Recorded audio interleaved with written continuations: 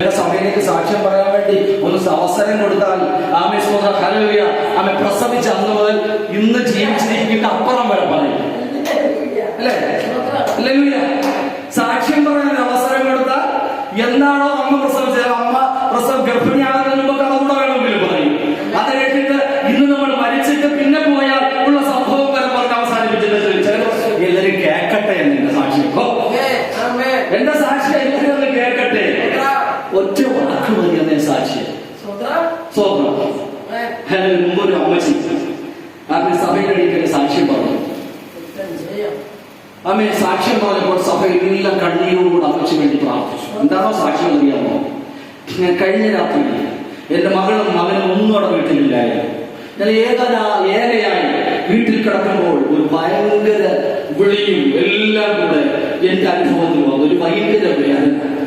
ആ വിശ്വത്തെ എന്റെ ഹാർട്ടിന് ഭയങ്കര ഒരു വേദന, ഭയങ്കര നിലവിളിയായിരുന്നു, കരച്ചിലായിരുന്നു. പക്ഷെ എനിക്ക് ഒട്ടും ശമനം വന്നില്ല. പക്ഷെ ഇതൊന്നും വകവയ്ക്കാതെ ഇന്ന് രാവിലെ ഞാൻ സഭയിലേക്ക് ഒത്തിരി കാര്യങ്ങളുണ്ട്. സഭയിലേക്ക് വന്നു പ്രാർത്ഥനയോടെ ദൈവം സൗഖ്യം തരുമെന്ന് വിശ്വസിച്ചു. സഭയില്ലാതെ പാസ്റ്റർ എല്ലാവരും കൂടെ കണ്ണീരോട് അമ്മച്ചി വേണ്ടി പ്രാർത്ഥിച്ചു. ഹാർട്ടിന് സുഖമില്ലാത്ത അമ്മച്ചിയില്ലേ, വേദനപ്പെട്ട് നിലവിളിച്ചില്ലേ രാത്രി. എന്തായാലും അമ്മച്ചിക്ക് വേണ്ടി പ്രാർത്ഥിച്ചു. പ്രാർത്ഥിച്ച ശേഷം ആരാധന കഴിഞ്ഞ് ഇറങ്ങുമ്പോൾ അമ്മച്ചി അടുത്ത് വിളിച്ച് ചോദിച്ചു, ഞങ്ങൾ സഭയായി അമ്മച്ചിക്ക് വേണ്ടി ഞാൻ ഉൾപ്പെടെ പ്രാർത്ഥിച്ചു, അമ്മച്ചിക്ക് ഈ രോഗസൗഖ്യം എന്തെങ്കിലും വ്യത്യാസമുണ്ടോ? അപ്പൊ അമ്മച്ചി പറഞ്ഞ മറുപടി എന്ന് പറയുമോ, ഞാൻ വീട്ടിൽ പോയിട്ട് നോക്കിയിട്ട് പറയാനാണ്. എന്താണെന്നറിയുമോ? ഹാർട്ട് എന്ന് പറഞ്ഞ എന്റെ അമ്മച്ചി ഉദ്ദേശിച്ച ആടിന് സുഖമല്ല, ആടാണ് രാത്രി കിടന്ന് വിളിച്ച് നിലവിളി കൊണ്ട് വേദനയും ഭാരം കൊണ്ട്. കാരണം അത് ഗർഭിണിയാണ്. അതിന്റെ കാര്യം അമ്മച്ചിയോട് അവതരിപ്പിച്ചത്. ഇങ്ങനെയുള്ള ചില സാക്ഷ്യങ്ങളുണ്ട്. ഹല്ലേലൂയ. ഇങ്ങനെയുള്ള ചില സാക്ഷ്യങ്ങളുള്ളത്.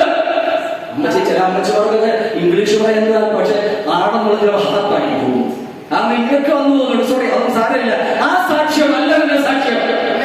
അങ്ങനെയുള്ള സാക്ഷ്യം ആകരുത് നിന്റെ സാക്ഷ്യം. അവൻ ദൈവമുള്ള സാക്ഷ്യമായിരിക്കട്ടെ എന്ന് രാത്രിയെന്ന് ഞാൻ ക്രിസ്തുവിൽ ഓർപ്പിക്കാം. പക്ഷേ ഈ സഹോദരൻ പറയുന്ന ഒറ്റ സാക്ഷ്യം, ഹല്ലേലൂയ, ഈ സ്വന്തം അടയും അല്ലെങ്കിൽ അപ്പവും അതൊക്കെ അവൻ തിന്ന് കുടിച്ച് ഞാനും എന്റെ കുഞ്ഞുമായി മരിക്കുവാനായി ഒരുങ്ങിയിരിക്കുക.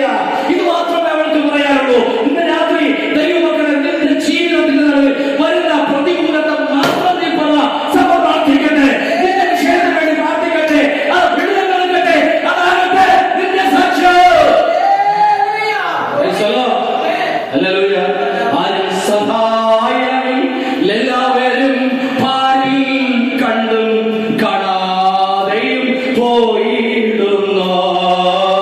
ആരും സഹായം എല്ലാവരും പാരിൽ കണ്ടും കാണാതെയും പോയിടുന്നു. എന്നാൽ എനിക്കൊരു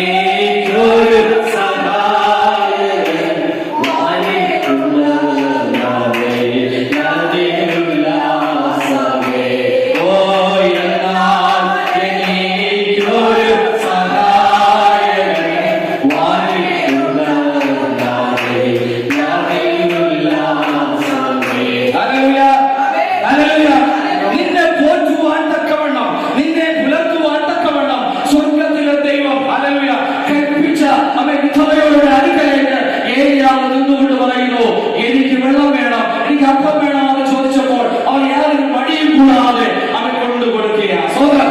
ഹല്ലേലൂയ, ഹല്ലേലൂയ, ഹല്ലേലൂയ. സ്തോത്രം. ദൈവമക്കളെ, രാത്രി ഒരു കാര്യം പറയട്ടെ.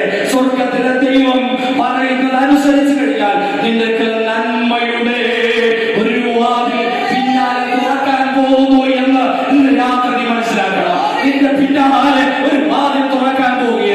ദൈവദാസൻ പറയുന്നത്, പ്രവാചകൻ പറയുന്നത്, ഈ അനുസരിച്ച് കഴിഞ്ഞാൽ നിന്റെ പിന്നിലൂടെ വലിയൊരു വാതിൽ നിനക്ക് വേണ്ടി രാത്രി തുറക്കുന്ന ഈ 2025 മാറട്ടെ എന്ന് ക്രിസ്തുവിൽ ആഗ്രഹിക്കുക. ബാക്കി 1-2 ഭാഗങ്ങൾ വായിച്ച സമയമായി.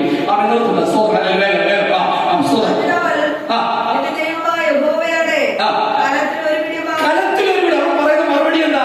ഒരു പിടി മാവും പിന്നെ അല്പം ഒന്നുമില്ല. വെറും സിംഹമായ അല്ലേ? അവരുടെ ജീവിതം വെറും സിംഹമായ. പിന്നെ ഞാനിതാ 2 വിറക് പെറുക്കുന്നു, ഇതും കൊണ്ടുചെന്ന് ഒരുക്കി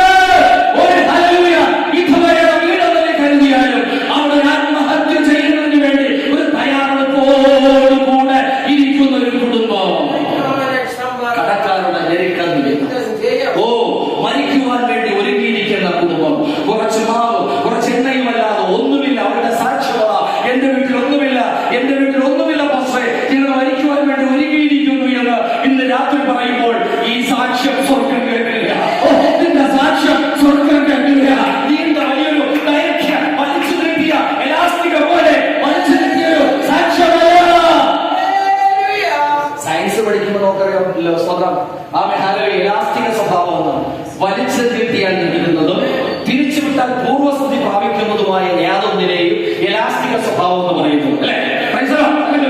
ചിലരുടെ സാക്ഷ്യവക്കാരല്ല, പക്ഷെ ഈ സഹോദരങ്ങൾക്ക് സാക്ഷ്യവാദമല്ല. ഞാൻ കുഞ്ഞുമായിട്ട് ഇത് കഴിച്ചുണ്ടാക്കി കഴിച്ചിട്ട് മരിക്കുവാൻ പോകുന്നു.